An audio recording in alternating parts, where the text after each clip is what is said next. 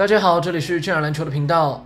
从1991年夏天开始 ，Michael Jordan 率领芝加哥公牛开启了伟大的2次3连冠之旅，建立了 NBA 历史上最璀璨的篮球王朝之一。在1991至1998公牛的7个赛季里 ，Jordan 仅输掉过1轮季后赛，那是在94至95赛季他仓促复出后，在东区半决赛落败于年轻的 Shaq 和 Penny。除此之外，在90年代，没有人能在季后赛里击败乔丹，这是一项无比伟大的成就。然而，在这无比耀眼的成就背后，篮球之神也曾经历过一次次惨痛的失败和挫折。职业生涯前3个赛季，季后赛均是首轮出局，然后他又连续3年被同一个对手坏孩子军团击败。在这6年的时间里 ，Jordan 在季后赛中经历了多次的败仗，但也是这些挫折成就了 Jordan。他在失利中磨练精神意志，屡战屡败，屡败屡战，终于在1991年化茧成蝶，一飞冲天。今天我们就来聊聊那些曾经在季后赛中给予 Jordan 重创的球星们，他们与篮球之神所开创的另一段佳话。首先是来自密尔瓦基公鹿队的 Sidney Moncrief。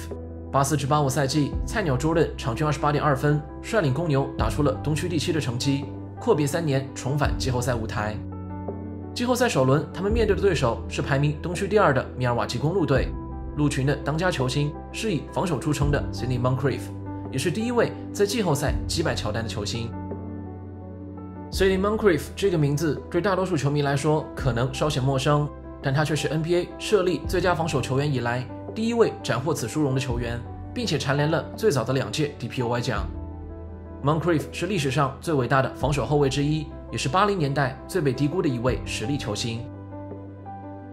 事实上，除了防守以外 ，Moncrief 是一位非常全面的球员。他能背身单打，能命中中远距离跳投，有超过90公分的垂直弹跳，甚至能打组织后卫。在他的巅峰岁月，曾连续4个赛季场均轰下20加的得分，全年场均20+5+5的数据。82至83赛季 ，Moncrief 入选了年度1阵，和 Larry Bird、Dr. J、Moses Malone、Magic Johnson 并驾齐驱。从这份星光熠熠的名单里，足以看出 Moncrief 的实力，但他的倒霉之处在于，他和 Magic 与 Bird 进入 NBA 的时间差不多，完全被这2位天才球员所遮蔽。Moncrief 所在的公鹿队成绩不错，但80年代一直被压在波士顿和费城之下。就是这样一位球星，成为了 Michael Jordan 职业生涯的第一个苦主。事实上 ，Moncrief 不仅是第一个在季后赛淘汰 Jordan 的球员，在常规赛也是为 MJ 送上职业生涯首败的球员。乔丹在他职业生涯的第一个客场比赛就遇到了公鹿队和 Moncrief。那场比赛 ，Moncrief 轰下28分，同时把乔丹防到了21分。那时的飞人是仅打了2场比赛的探花，而 Moncrief 已经是2届DPOY。然而2天之后转战芝加哥，乔丹在主场闪耀出了 NBA 生涯的第一道光芒。他在 Moncrief 头顶取下了37分、4篮板、5助攻、6抄截，世界为之炫目。3周之后，当菜鸟 MJ 再度在密尔瓦基取下35分时，世界已经开始轰传 Michael Jordan 的名字。无论 Jordan 在 Moncrief 头顶得到21分或37分，这位防守大师所做的事情实际都是一样。他用扎实的脚步抢先封住乔丹的正面突破路线，逼迫 MJ 在2翼跳投或是走底线。而 Moncrief 最大的防守强点在于，他从不轻易失位。他1.94米的身高无法压制住1.98米加超强弹跳能力的乔丹，但仅靠持续性和不失位这2点，他至少能让 Jordan 突破起来很艰难。伟大的统治80年代的 Larry Bird 称 Moncrief 是所有对手中最难对付的一个。Jordan 也曾经说过，与 Moncrief 打球就注定是一整晚的全方位对决。他像一条猎犬，无论在进攻还是防守端，他都会竭力撕咬你。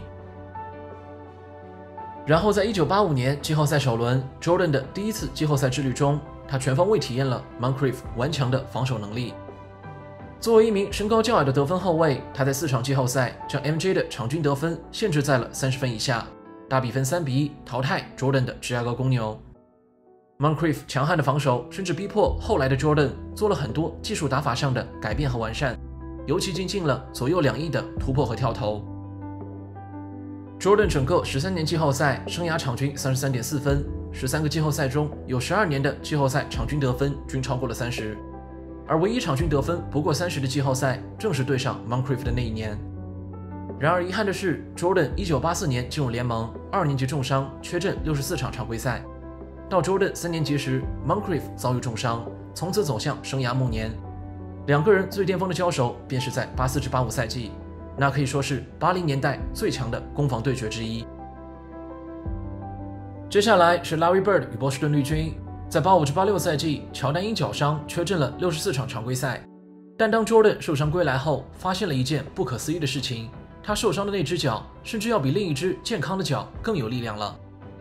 那一年，在 Jordan 伤愈复出的接近10场比赛里，出场时间被严格控制在15分钟左右。无论球队胜败，他只要打球超过15分钟，就一定会被换下。这极大地压抑了乔丹内心的情绪。因此，当季后赛来临 ，Jordan 完全康复后，他爆发出了不可思议的能量，身体能力和技术迈上了一个全新的高度。那个赛季末尾的几场比赛，凭着解禁了的 Jordan， 公牛队以1个胜场差的微弱优势搭上了季后赛的最后末班车。他们的对手是统治80年代的 Larry Bird 与绿军，而大鸟的伟大无需多言，他和魔术师一起缔造了 NBA 的黄金时代，是年轻的 Jordan 所追逐的目标。然而，在85-86赛季，2年级的 Jordan 所遇上的恰巧是 Bird 和波士顿最巅峰、最辉煌的一个赛季。那一年 ，Bird 完成了震古烁军的3连常规赛 MVP 的壮举，一时风光无两，天下无人能与之媲美。即便连伟大的 Magic 在那个时候都无法媲美 Bird 强大的光环。在 Bird 之前，那是仅属于上古神兽 Wilt Chamberlain 和 Bill Russell 的荣誉。同时，他率领着波士顿绿军赢下了67胜15负的队史最佳战绩，同时创下了主场40胜1负的历史最佳主场战绩。时至今日，那支绿军仍旧是很多老绿军球迷心中的历史最强球队。1986年夏天 ，Jordan 和公牛队就是遇上了这样一支传奇球队以及 Larry Bird。然后，乔丹在第一场便暴砍49分，将1979年的 Final MVP 史上最好的外线防守人之一 Dennis Johnson 打得节节败退，但公牛队最后却输了接近20分。接着在第二场 ，Jordan 便打出了 Larry Bird 口中的“上帝穿着23号在打球”的那场比赛。整场比赛，乔丹41投22中，以超50%的命中率轰下63分，可谓是神挡杀神，佛挡杀佛。他的逆天表现甚至让 Bird 的36分、12篮板、8助攻的准大三元都显得相当黯淡。然而，就是这样的超神表现，在1986年的绿军面前都难求一胜，公牛被0-3横扫出局。整轮系列赛，乔丹场均43.7分，然而 Bird 和 McHale 两人联手，场均贡献56.6分，匹配上了 Jordan 强大的火力。但是波士顿带给乔丹的痛苦却远不止于此。1987年季后赛 ，Jordan 卷土重来，再次碰上了他们。然而3场比赛过后，还是同样的结果。纵然 Jordan 场均能轰下35.7分，公牛队却再次被横扫出局。Bird 和波士顿绿军似乎成为了乔丹在东区不可逾越的一座高山。很残酷的事实是 ，Larry Bird 是那个年代所有东区球队都无法逾越的一座高山。而在常规赛中 ，Bird 的整个职业生涯总共和乔丹交手了28场比赛，取得了17胜11负的成绩。Bird 场均砍下26.9分、8.6篮板、4.6助攻，乔丹场均砍下33.5分、6.1篮板、5.8助攻，两人的投篮命中率均为50%。Jordan 在进攻端更强势，但 Bird 更为全面，并且无论在季后赛还是常规赛的胜场数上，完全压制住了年轻时的飞人。尤其是2次季后赛被0-3横扫，让乔丹感觉到无比沮丧。他也意识到了公牛队和顶级强队之间的差距。然而 ，Bird 在1988年开始饱受伤病折磨，东区的铁王座也开始易主。Michael Jordan 也即将迎来生涯最重要也是最痛苦的挑战——坏孩子军团。从1987年开始，也就是 Bird 第2次3-0淘汰乔丹开始，东区的底特律活塞开始爆发出一股无比强大的能量。这股强大的能量由人称微笑刺客的超级控卫 Isaiah Thomas 控制，开始向全联盟蔓延。那时候他们还不叫坏孩子军团。在1987年的东区半决赛里，底特律险些就将强大的 Bird 和波士顿掀翻在地。那年东决第5场，他们曾有机会赢下一场改变系列赛命运，甚至是整个东区命运的天王山之战，但微笑刺客把它搞砸了。Larry Bird 的世纪超节让孩子们的崛起延后了1年。但是当1988年活塞卷土重来时，他们集齐了坏孩子的所有拼图。那支队伍以 Thomas 为核心和领袖，集结了大量的打手和恶棍。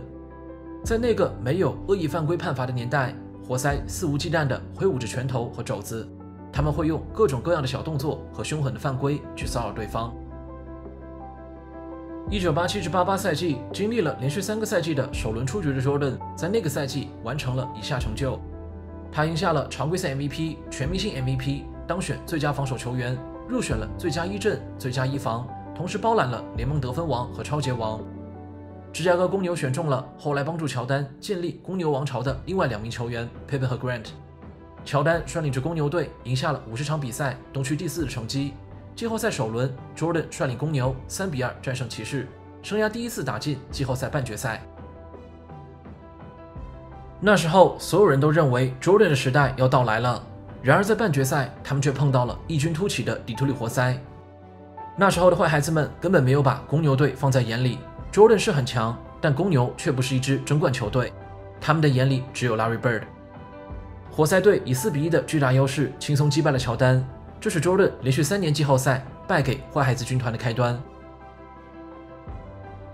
迈过公牛的坏孩子们完成了他们的目标，成功在东区决赛干掉了 Bird 和波士顿。虽然在冠军赛输给了 Magic 和湖人，但人们知道属于活塞的时代就要到来了。而 NBA 世界所面临的问题是，有谁能在东区阻挡坏孩子们前进的脚步？那时候 Bird 的背伤每况愈下，他在接下来的88至89赛季仅出战了6场便赛季报销。放眼整个东区，能和坏孩子军团抗衡的人仅剩 Michael Jordan。1989年季后赛，如天神下凡的 Jordan 连续淘汰骑士和尼克，杀进东决，连续第2次遇上活塞队。然而，芝加哥在大比分2-1领先的情况下，被坏孩子军团连扳3场，活塞队以4-2击败公牛，迈上冠军赛舞台。坏孩子们取胜的秘诀，便是人们所谓的乔丹法则，那就是不惜一切代价和手段，用最高强度的对抗、消耗和攻击 Jordan， 直到飞人落下的那一刻。活塞队的恶汉领袖兰比尔说：“任何人都能在我们头上得分，唯独乔丹不能。我们眼里的威胁只有一个，那就是 Michael Jordan。”坏孩子军团不仅攻击乔丹的身体，也攻击了乔丹的意志。那时 MJ 的个人技术已经炉火纯青，但他却职业生涯第一次感觉到在身体对抗和意志力方面无法匹配活塞的强度。1989年夏天，乔丹在训练房里挥汗如雨，他不断地举起更高磅数的杠铃，不断提升自己的肌肉硬度。当人们在新赛季再次看到他时， Jordan 的上肢肌肉看起来比之前强壮了许多。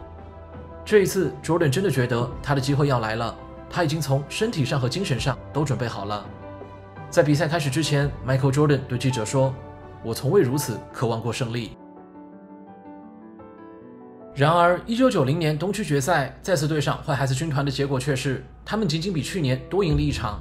公牛队在抢七大战中被坏孩子们大胜了将近20分。活塞连续3年击败 Jordan， 连续3年闯进冠军赛。抢七一战，底特律主场球迷所举的牌子尤其嘲讽：“也许明年吧 ，Michael。”